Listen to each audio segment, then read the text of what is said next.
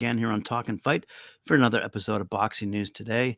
And I've scraped the internet looking for something good, and here we go.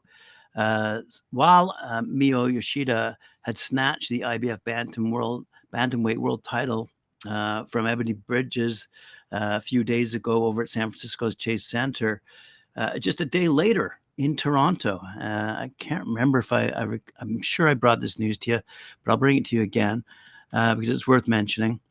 Um, I was, by comments, directly informed. Hey, how come you didn't mention? I'm sure I did though. Amanda Galle's victory in Toronto over her partner. She was facing off against Venezuela's Nurkis Carreno for the IBO Bantamweight World title, and that took place at Toronto's Rebel Entertainment Complex. She outmaneuvered Carreno and racking up scores of 98, 92, 97, 93, 96, 94 in the process. It was a fight with promoted by Lee Baxter, and with a little bit of help from Lou DiBella. So Galle's now sporting a shiny 9-0-1 record with a single knockout, and certainly showed her footwork and speed to outfox Carreno, a seasoned pro at 24-4, by the way, 19 knockouts. Said Galle after her victory, "I'm on a mission, and now I'm the new IBO World Bantamweight champ.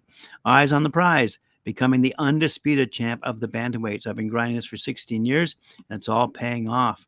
Lou DiBella sang her praises as well. He said, "The minute we teamed up with Lee Baxter to promote Amanda, I knew she was championship material. She's climbed the mountain, and now she's ready to take on the big guns in the bantamweight division." Good stuff. And I'm reminded not to forget the undercard in Toronto, where Montreal's Jessica Camara threw down against Mexico's Estefania Oliva. Camara, a force to be reckoned with, as we all know.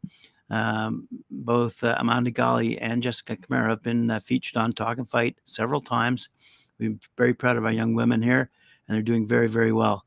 Anyway, she stopped Oliva cold in the fourth round at 1 minute 18 seconds, and her record is now 12-4 with 3 knockouts. She's rated number 1 by the WBC and number 7 by WBO.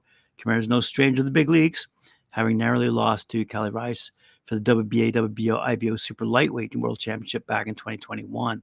So good news out of Toronto, good news out of Canada for women in the ring. Speaking of women in the ring, Kariss Artingstall out of Great Britain is eager to challenge Amanda Serrano for her world titles and would box 3-minute rounds rather than the standard 2-minute distance in women's boxing. This is courtesy of SkySports.com out of UK. Artingstall would require a contest to transition to the longer rounds. I train threes, so it doesn't bother me in the slightest at Artingstall. I'll train 10 threes, 12 threes. That's what I train in the gym anyway. To me, it doesn't bother me in the slightest. I'd be happy to do the 12 threes once the opportunity comes, but I'd need another dance partner prior to that to do threes with, because I wouldn't want to go from 10 twos straight into 12 threes with Amanda Serrano. I need some other dance partners to be capable and want to do the threes as well. And she added, "I know there's definitely people that would prefer that distance, and maybe some people that might be more suited to it, but the pace is going to have to come down. I feel like a handful of females would suit it, a handful of females wouldn't. Does it improve our fights? Does it make it more exciting to watch? I don't know. You get a lot of action from 10 twos. You can't go at a fast pace, and that's what a lot of females have trained for. I don't know if it'd be better moving to 2 to 12 twos first, because going from 10 twos to 12 threes, it's a big jump." So there you go. Those people following women in the ring. Let's have a quick look at Devin Haney's lopsided win over Regis Prograis. It's now been tarnished by a report of a massive rehydration increase from 145 to 165 pounds by Haney. Gaining that much weight after the weigh-in gave Haney an unfair advantage over the considerably lighter Prograis, who, one would argue, never stood a chance of winning against a behemoth of that size. Haney's now 31-0, 15 knockouts, reportedly weighed 165 on the night of his title fight against WBC light welterweight champ Prograis, 29-2. And fans on social media are disgusted by Haney's colossal rehydration amount, labeling him a weight bully.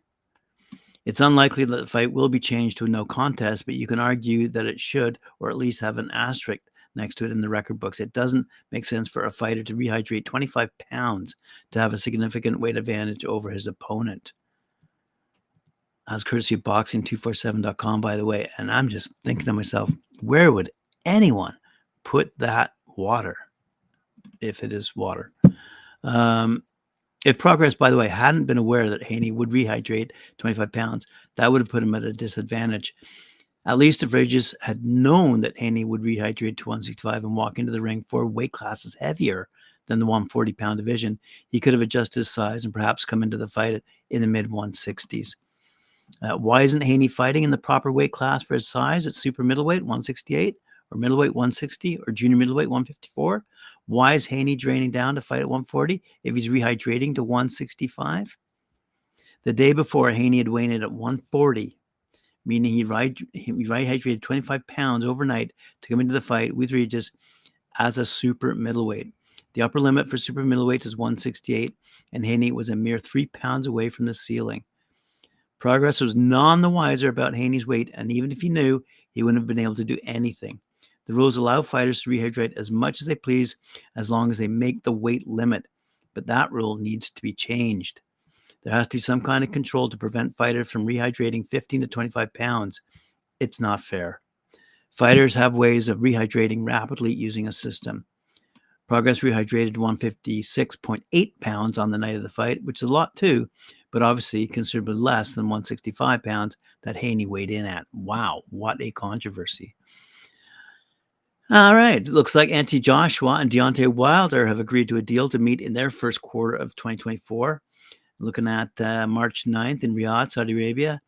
It's a fight that's 6 years overdue to be sure, but as the saying goes, better late than never. Again, courtesy of BoxingNews24.com, the only thing that stands in the way of Joshua-Wilder fight going down on March 9th is whether or not they win on December 23rd. Also a fight taking place in Riyadh. Wilder, he's 43-2-1, 42 knockouts, must beat Joseph Parker, and Joshua has to get past Otto Wallin in the main event. So according to ESPN's Mike Coppinger, Joshua Wilder have agreed on the money fight for their March 9th fight, but there's no word yet about the guaranteed purses the two will receive from the Saudis, but it's expected to be a lot. And the winner will hopefully face the Tyson Fury versus Alexander Usyk winner in a mega fight. You can argue that Joshua versus Wilder is a much better fight than the Fury-Usyk contest. Who knows? In terms of entertainment value, the Joshua Wilder fight is as good as it gets on March 9th, but they've just got to get through the preliminary fights on December 23rd first. Pick a winner. Speaking of picking, all right, let's have a quick look here. Courtesy of Joe Koizumi over in Japan on fightnews.com. He says, WA number 1 Bantam, Sho Ishida, 34-3, quickly chalked up a TKO victory over Filipino James Pagaling, 8-2. On the third round in a scheduled 8-rounder taking place over in Osaka, Japan. Ishida, an elongated boxer-puncher, made good use of his favorite left jab, took the initiative, and swarmed over the Filipino with a flurry of punches. Pagaling fell and beat the count, but couldn't resume fighting, only to be stopped by the referee.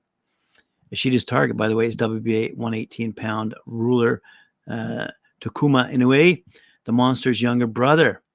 Sho had acquired the IBF mandatory right by edging unbeaten Victor Santillan from the Dominican Republic in the IBF Eliminator fight, and that also took place in Japan. So good stuff out of Asia. Wow, let's have a quick look at the flyweight division of the men's. Let's have a look. 47 years. That's how long the flyweight division in boxing went between the time Salvatore Baruni was stripped of the WBA's 112-pound belt in an era when the WBC was still considered fledgling, and the first alphabet unification clash in the division. 2012 gave us Brian Villoria's win over Tyson Marquez to unify the WBA and WBO belts, a pair of straps that stayed in tandem through the reign of Juan Francisco Estrada. Estrada's reign ended in 2016, and we've had no unification belts in the division since. But that changes upcoming when we see London's 27-year-old IBF titleist Sonny Edwards, 20-0, versus Texas 23-year-old WBO titleist Jesse Bam Rodriguez, 18-0. is another log on the fire of goodness in 2023, without a doubt. It's got a bit of everything. Stylist versus boxer puncher, southpaw versus orthodox. Bam being the southpaw, Edwards being the orthodox fighter. We've also got a bit of youth mixed into this as well, as I just outlined for you. But what it also has is something that will be incredibly difficult to put together for half a century. Unification is never easily done, according to BoxingScene.com, but it's easier in boxing's glamour divisions. Welterweight has had multiple unification fights in every decade since the 1980s. Heavyweight has too. It makes sense. Those divisions have bigger audiences that bring the globe together. Flyweight has often been plagued by geography. Even with more belts around, the fights didn't happen during the lengthy WBC reign of Pong Selklek. Wong Jongjam, for instance, the Thai battler, bested the lineal consecutive title defense record of Miguel Canto with 17 straight. At the same time, Argentina's WBO titleist Omar Navarez was defending 15 consecutive times, but they never met in the ring. Stateside, relatively few noticed or cared because the flyweights they were most aware of were Nonito Donaire, Jorge Arce, and Vic Darchian, and that was flyweight enough.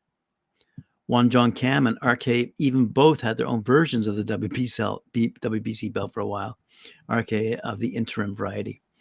What that meant was there wasn't a lot of world champion going on, as there were regional attractions. Anyway, so we have Bam Rodriguez, Sonny Edwards going toe-to-toe in a flyweight championship unification. So let's see what happens. Let's have another look here. Oh, okay.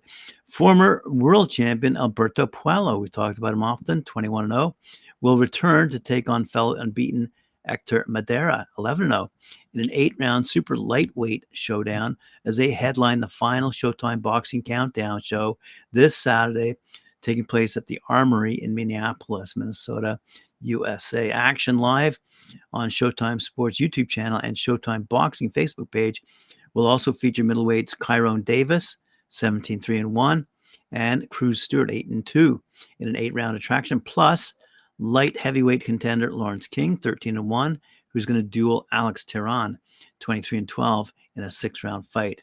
And these fights precede the 4-fight Showtime Championship Boxing telecast, headlined by undefeated WBA super middleweight champ David Morrell Jr., who will be taking on Sena Agbiko, which I reported on the other day. So there you have it, fight fans. All the news fit to print for today. Thanks for joining me. Appreciate it very much. Remember to like, share, subscribe, hit that notification bell, and we'll see you later on.